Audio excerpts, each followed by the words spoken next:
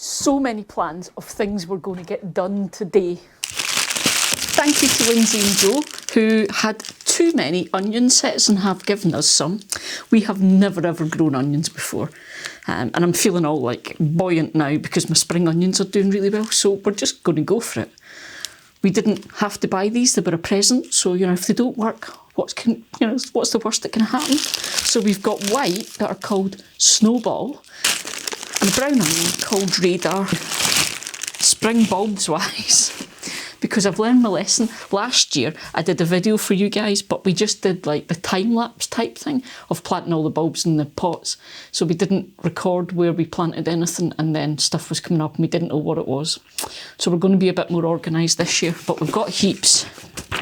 So you get a really handy little booklet, cool. Tells you all about all the stuff you've ordered. That's rather fab.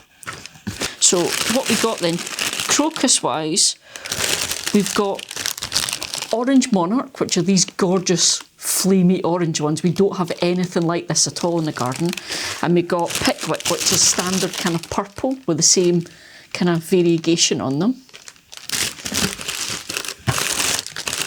Crocuses and snowdrops and things are a big deal for me because it's that first hint that spring's coming. And I get quite excited when the crocuses come up. We seem to have got an awful lot of purple. Okay, the other exciting thing we got for this year then is, you know how much I loved the alliums this year. This year we've gone with multicoloured packs. So we've got white, purple and orange, but it's much smaller and they're kind of floppy headed rather than the big round head. So this is going to be quite exciting and we'll try these out. So that is the mixed ones, but we also went for Graceful Beauty, like myself, which are these lovely white ones that are kind of like a feathery head on them. Quite excited to try these. You don't get a lot in the packets of these. These are the fancy posh ones. And then tulips. So 2 types of tulips we're going to add to the garden, and we're totally changing it up. So putting them in here. So we've got Orange Emperor, which just look amazing. So really excited about these. Really nice big tall goblet orange ones that have got kind of variegation going from green to orange at the tip. And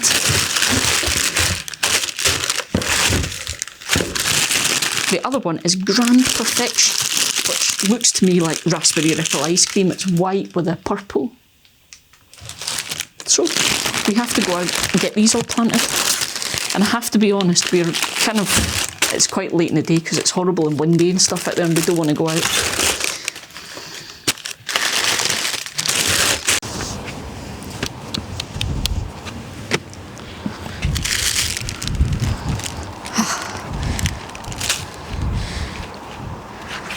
Now, hopefully you guys can hear me okay. It's quite windy today, hence I've got the floofy cover on the microphone, but I'll do my best. Hopefully it helps. Dreading putting these gloves on because I did all the work with the compost the other day and these got soaking wet and they've not really dried and they smell. So, never ever grown onions before. Going to do it in this bed because we've already got the garlic in this bed, so I figure it just becomes the onion bed and it'll be where the spring onions go as well. So I've got a lot. I'm probably not going to be able to fit them all in here, but we'll do what we can. So a bit of research. I was watching a video Andrew at Quick Crop was doing because I've never done this before. So apparently a bit of a difference between some of the other things I've been doing. Like with the garlic, you always get told to choose the big cloves. However, with the onion sets, you don't want big cloves. Apparently they're not as good. You want kind of nice, firm, round, but smaller little sets. And a set basically is an immature onion. It's been started and then stopped. So you're kind of jumping ahead a little bit. And the idea of planting these now is to get an earlier harvest next year. But you can also plant onions from seed, and maybe one year I'll try that if this is really good. So looking at these then, I've got brown and white, and let's have a look at them. So let's have a look then.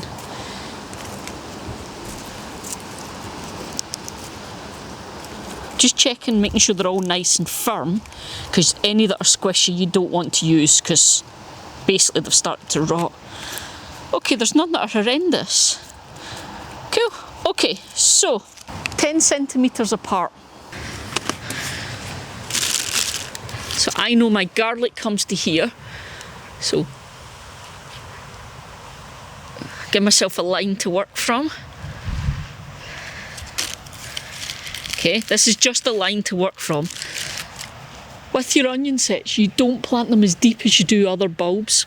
Normally with your spring bulbs and stuff, you're planting at least double the depth, sometimes 3 times the depth, the size of the bulb. With these, you're only going in about 1 centimetre, so the tops will be just poking out just above the surface. So if I put that there, 10 centimetres.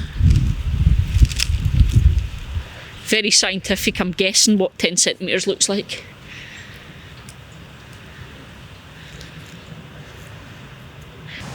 Now I think I'm only going to get 2 rows of each in here. We'll see how it goes. And of course, labels.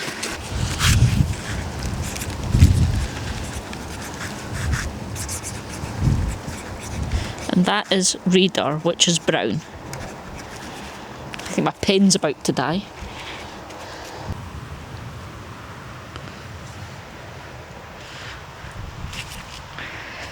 So the white ones are snowball. And these are a white onion, but in exactly the same way. We'll have a wee check.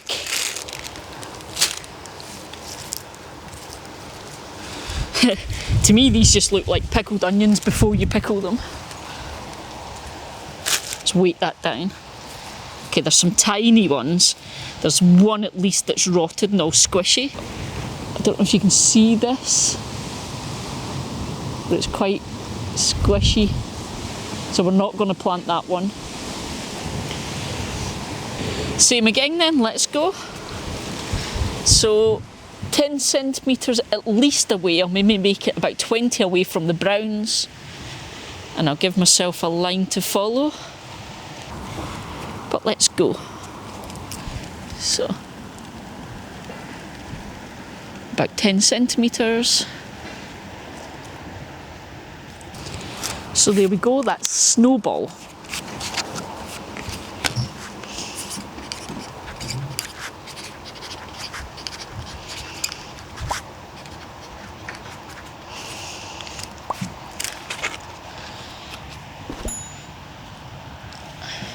So new exciting crop for this year, then onions.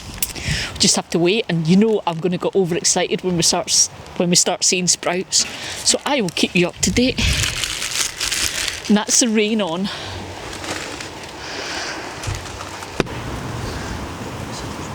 This bit here in front of the blackcurrant sage and the schemia could have something nice. Yes, please. Oh, you gave me a ring. Don't think it'll fit though, honey. Oh, it's a bracelet.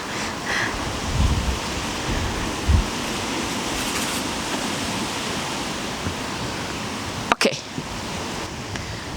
So the plan of action then. Crocuses, quite short, small, near the front in some bits. In groups, always plant your bulbs in groups for the most dynamic effect. But we get to see that from our living room window as well, which is quite nice. Which currently has a cat watching us from it. Because it's raining and she thinks we're mad. There's a couple of gaps I'm going to put slightly higher things, so some tulips and things. And again, we'll talk about the back. And once Kate's done colourful corner, I'll think about those planters as well. We may have to do this in a couple of days stage-wise because it's actually horrible weather. Not so much we don't want a garden when it's horrible, but camera equipment. Okay. So I'm starting with crocuses, and of course I've got my hori hori.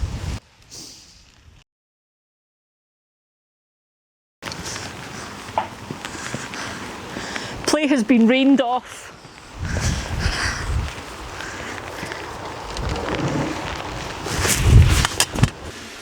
So when it's a horrible, wet, windy day, can't get a lot done out in the garden, but I can escape to the greenhouse at least. And while I remember, 10% discount just for you guys. on anything you buy on the Greenhouse Sensations website. Just use the code KitchenGarden10 at checkout.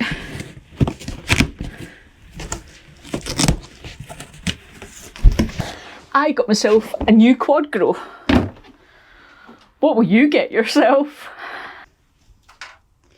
So of course, one of the jobs I need to do this week, I need to clean and sharpen my old Hori Hori and get it signed and get that sent off to Michael.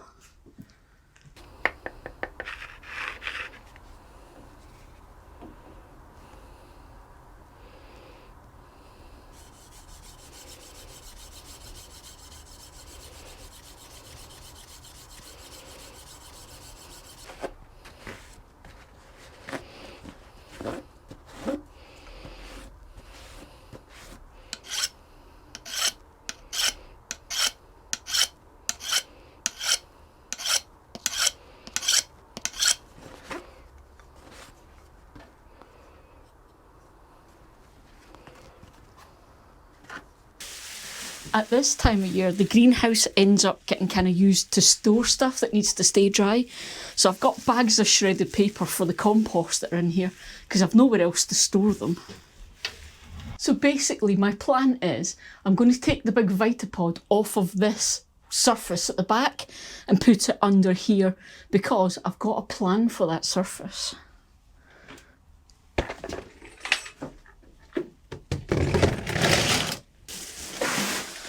I do my best to try and keep the bags of compost off the floor.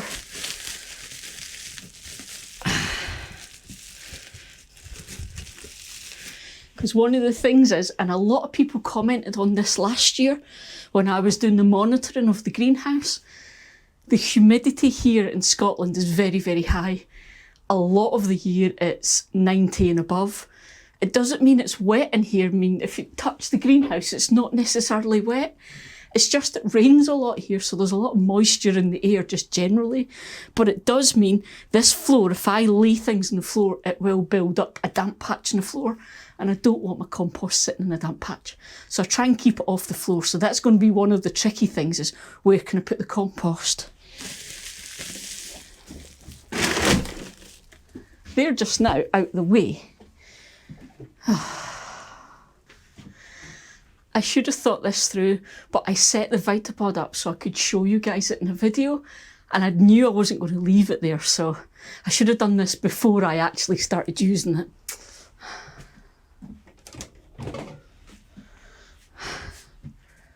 I'm not going to lie to you guys. In my head there, as I was moving that, I was planning the theme for this week's video is going to be how about everything just went wrong this week, because I thought, I haven't measured this. I bet it doesn't fit because these benches are a different size from those ones. Luckily, it squeaks. Now, obviously, this isn't a permanent thing. I'm putting it here just now because I don't need height. Come in a few months' time when I'm putting peppers, tomatoes, etc. in, it's going to go back up here because I'm going to need the height up here.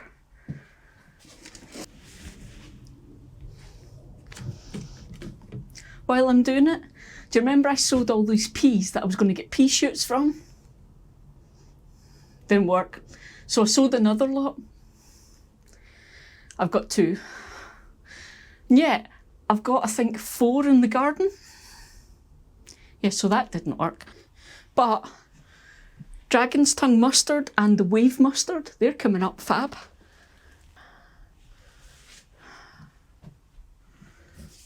Oh. Next lot of winter lettuce and spring onions. Ah, that's that job done. Oh, so here's the thing. I've put my little sowings in there. Now the thing is, as I said, it's switched on. You can see it's powered on, but also I've got it set to be 15 degrees and it's actually never dropped to need it to switch on and heat. It's currently at 17.2 because it's not cold enough yet. I mentioned this before with soil, and the more soil you've got, so the bigger the pot, container, bed, whatever, the slower that will cool down. It'll actually hold its heat for longer. It's a thermal mass thing. It's black, so it takes in as much heat as it can from everywhere around. So as the sun comes through the greenhouse glass and what have you, and it holds on to it for longer. And the more there is, the more it'll hold on to that. So that's why at the minute I don't need to have this actually heating. Don't know how long that's going to last, but for the minute, it's set up and it's ready to go, and it's given me a convenient place to put things. It's a bit darker down here, so we will see how that goes. It may be that I'll bring everything out again, or I may have to put the lights on or whatever, but that's the fun of experimenting with this stuff. I think the rain's gone off actually. Ooh. Right, okay, I'm going to keep tidying now. I'll show you this actually, because quite a few of you guys were asking. So the whole idea of the overwintering peppers is when it gets cold for winter, these guys will go dormant, but you can see they've sprouted lots of leaves again now. Not to panic, you can just leave them in place just now. It will go dormant when it gets cold, it's just not cold yet. This year is very strange with the weather. Normally by this time it's proper cold up here, but it's not too bad. We've had cold days, don't get me wrong, we've had frost, we've had freezing cold mornings, but we've also had days where it's been warm enough to be out without a jacket on, so we'll see how it goes.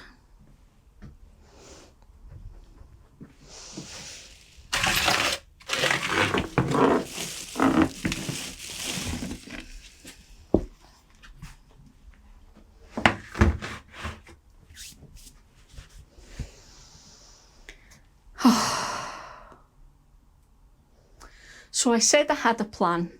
I'm not going to get it set up today. I'll maybe do this in another video with you guys.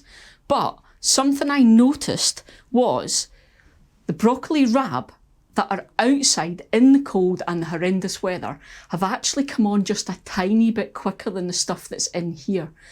They have stronger stems, obviously because they're getting buffered by the wind, so they develop stronger. They've got more leaves, but they've also got the first little florets have appeared on them. Whereas the plants in here are quite straggly. Quite a few of them are falling over, they're not holding their own weight, and there's no florets on those ones in here yet. So you saw last week when I was talking about composting, as an experiment, I've put some out to see if they'll come on any faster, how they'll do. I've left some in here, but I think what it is, they're in these little modules that I've got, and I think they've used up all of the nutrition that's in the soil that's in those modules. And they can't stretch their roots out. So I'm actually planning to make a mini bed in here. So I've got various trays and things that I use. I'm just going to fill one with soil and make a temporary bed for things like my winter salads and stuff in here. I don't know if it's going to work, how it's going to go, but I'm going to give it a try and see. So that's the thing, like I said to you guys, this is my first year actually trying to grow in the greenhouse over winter. So I'm experimenting and learning as I go. And the idea was that it would make you guys comfortable and confident enough to experiment with me, because it's okay when things go wrong. It's not the end of the world. The whole point of the whole gardening hobby is to enjoy yourself and have fun. So I'm just going to give it a try. Hence, I'm moving that because I'm going to make that my kind of grow bed. I'm probably not going to use this tree actually. I've got a better one, a deeper one I'm going to use. But that was the idea. Now, anything else I want to move? Special Eli and Kate announcement. A little birdie told me that Sandra McClintock, happy birthday. A little birdie told me that you were 21 again on Friday, so sorry we missed it because the videos are on a Sunday, but I hope you had the most fantastic day. Happy birthday. So things didn't exactly go to plan. The whole planting the bulbs thing got very much rained and very winded off. It was wild. But at least I got stuff done in the greenhouse. But I did get out, and in between showers and things, finally got the bulbs planted. So rain and horrendous wind pretty much stopped play yesterday. We've still got blusters of the wind today, but it's not as rainy and it's not as bad. It was crazy yesterday. So back to it then.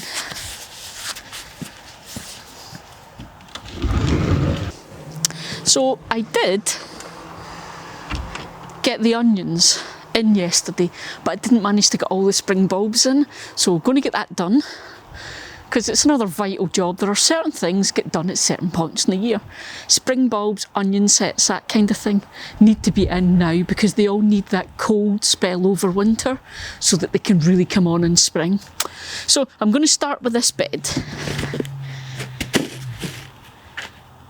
And I'll stop waving a knife about at you. But one of the great things, if you guys are new and you don't know this already, I used to do a monthly garden tour where I would just give you an update of the garden as it changed month to month throughout the year and all my excitement of everything. I haven't done it in a while, but I am bringing them back. But one of the good things is I was able to sit this morning and go through last year's videos to see where all the tulips and alliums and daffodils and things were, where there are gaps at that time of year, so I know where I'm going to put all the stuff that I've bought for this year. Excellent. It's much more visual than my written down garden journal. It's brilliant. So basically I'm going to start in this bed, and what I know with this bed is there are a lot of daffodils in this bed. A lot. It is full of little miniature daffodils. I put in a handful of alliums, but that's all the bulbs that are in here for that time of year. So I'm going to add lots of crocuses here because again, we'll get that blast of colour from our living room. It's great when you're sitting in there and you look out and you can see it. But also there are obviously a lot of daffodils which are yellow, and the crocuses we bought, we've got oranges and purple, so they'll be a really nice contrast colour. I've got a few alliums in here, not many, so I do have gaps which I may put some tulips in. I'm just thinking as I go. Kneeling pad because I'm an old lady. So I have got gaps like this at the front of the borders which are perfect for crocuses. Short, bright little flowers. You don't want to put them further back because they'll just get lost in amongst all of this and all the different bushes we've got, and they won't really get any light, so they're for coming forward. I've got gaps up there that go further back. They're going to be good for alliums, tulips, that kind of thing. So we'll just get on. Now, one of the things about planting spring bulbs, things like daffodils, crocuses and stuff, you don't plant a bulb. They look best as a show of force, so you want to plant them en masse where you can. When you do it in kind of lawns and big spaces like you'll see in public parks, they space them out a little bit, but they have hundreds of them in one area, and it just gives just that blast of the colour, and it really has impact.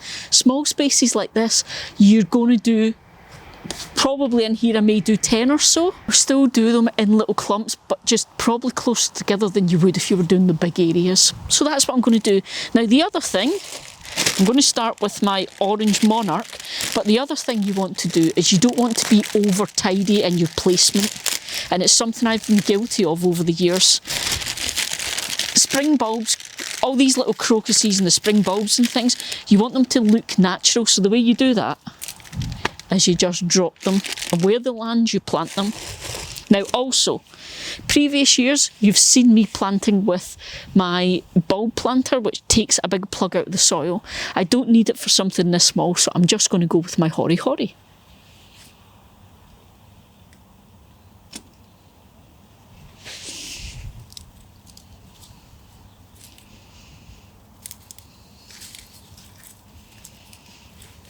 I've got a nice big space here. I'm going to get some tulips in because it's a bit more bare at the time of year that the tulips come up, so they'll be able to get some height in.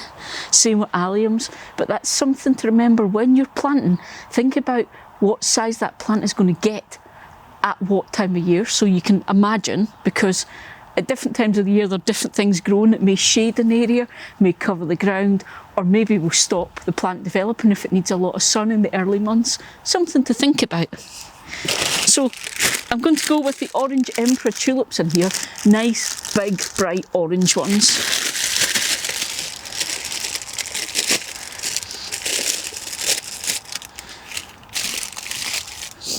Now these are quite substantial bulbs compared to the little crocuses. So again, it's the same rule, they'll go deeper, but it's 2 to 3 times the size of the bulb that you go deep. So it's a good way to remember it if you don't want to get really technical. And also, if like me you're using a hori-hori, but you do want to go proper technical, your hori-hori has depths engraved on the blade.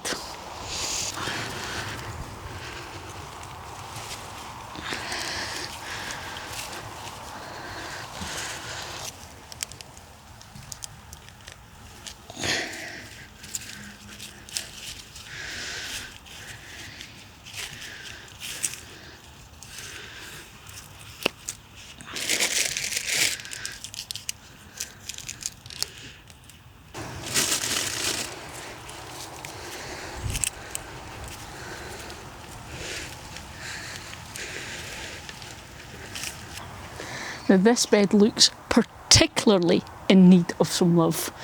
It's not that it's empty, you've seen it, this bed gets so full, but that's the problem.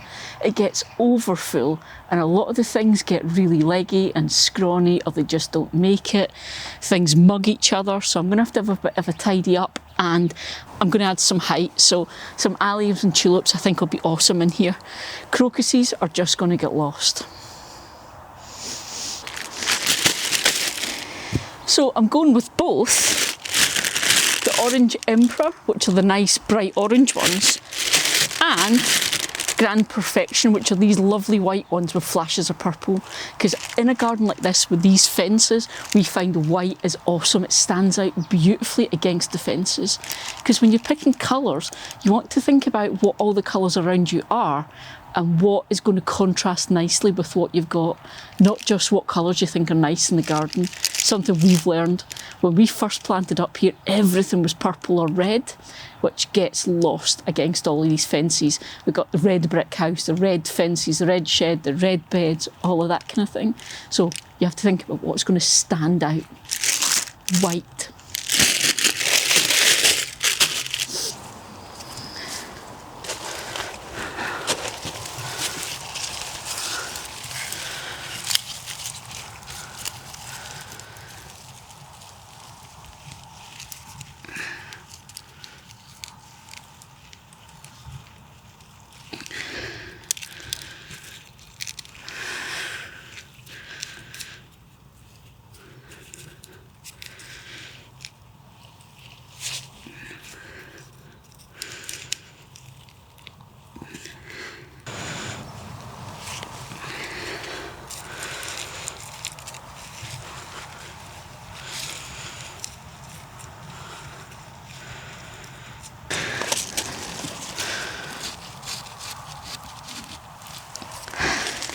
If you like the video, give it a thumbs up so that YouTube knows you like this content. And remember, if you don't hit that little subscribe button, you don't get notified when I post new videos. So chances are you'll miss out. So I hope then that a wee vlog around the garden as I do some November chores was a bit of fun. It's always fun for you guys to watch when it all goes wrong for me, although it was mostly the weather was making it go wrong this time. Next week, let me know in the comments. I haven't done one of my old-fashioned garden update tour things in a long time, and I know we've got a lot of new subscribers and viewers since then, so let me know in the comments. Do you want me to do one of my updates and you can see just how messy the garden is because there's just leaves and everything everywhere? Okay guys, let me know in the comments then, but as always, it's been lovely seeing you. Stay safe, look after each other, and don't do anything I wouldn't do. See you guys.